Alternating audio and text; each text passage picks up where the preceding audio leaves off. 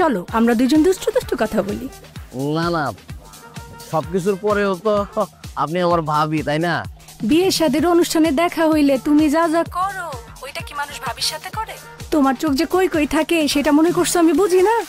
ওহো, এগুলো তুমি ফলো করো না? আরে কেন লক্ষ্য করব না?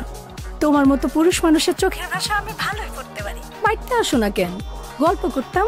কি বলো তুমি? কইলে আমি কালকে আমো। আরে না না, কালকে না, আগে তোমার বন্ধুরে বিদেশ পাঠানোর ব্যবস্থা করি তারপরে। কি তুমি বিদেশ চলে যেতেছে? টাকা জোগাড় হইলেই যাইব। বাকি আছে এখনো 2 লাখ টাকা। 2 লাখ টাকা জোগাড় হয়ে গেলেই আগামী মাসে সে সৌদি আরব চলে যাইব। এরপরে তুমি যখন খুশি তখন আমার বাড়িতে আসতে পারবে।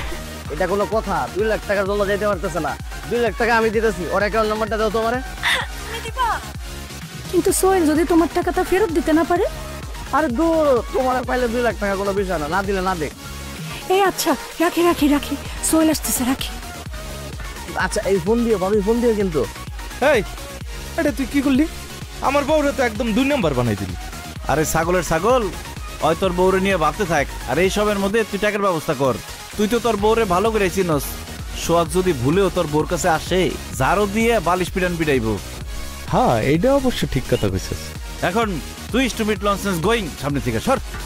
ভিলেজে যাইতেছি। Madam thank you. গো টাকলা বাচ্চা।